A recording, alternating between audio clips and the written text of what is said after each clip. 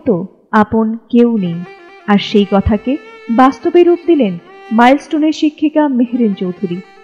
চাইলেই তিনি আগে বের হয়ে নিজের জীবন বাঁচাতে পারতেন, কিন্তু সন্তানতুল্য শিক্ষার্থীদের বিপদের মধ্যে রেখে একা তিনি বের হয়ে যাননি।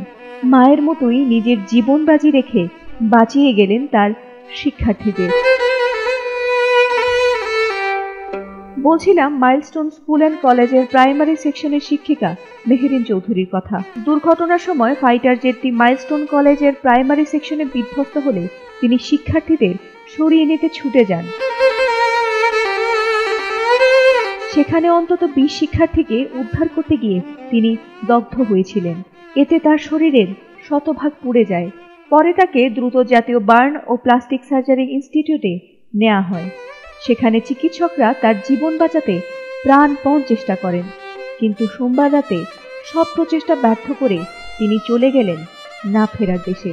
বার্ন ইনস্টিটিউটে চিকিৎসাধীন অবস্থায় মৃত্যু হয় এই সাহসী শিক্ষিকার। তার জানাজার সময় শোকে স্তব্ধ হয়ে পড়েছিল পুরো এলাকা। মঙ্গলবার বিকেলে বাবা মায়ের পাশে চিরনিদ্রায় শায়িত হন এই সাহসী শিক্ষিকা।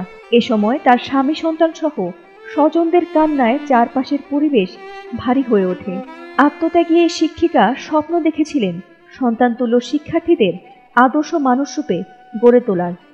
আজ তার সেই স্বপ্ন ঢাকা পড়েছে সাদা কাফনে। সামাজিক যোগাযোগ মাধ্যমেও শিক্ষিকা মাহরিনের মৃত্যুতে নেমে এসেছে শোকের ছায়া। কেউ তাকে বলছেন আদর্শ শিক্ষক, কেউ বা গর্ব। নেটিজেনদের অনেকেই বলছেন তিনি কেবল একজন শিক্ষিকাই ছিলেন না, বরং তিনি এমন এক সাহসী নারী যিনি নিজেকে বিলিয়ে দিয়ে বাঁচিয়ে গেলেন ভবিষ্যৎ প্রজন্মকে। আজ তিনি নেই, কিন্তু তার সাহসিকতা ও আত্মত্যাগে তিনি চিরকাল বেঁচে থাকবেন প্রতিটি শিক্ষার্থীদের হৃদয়ে।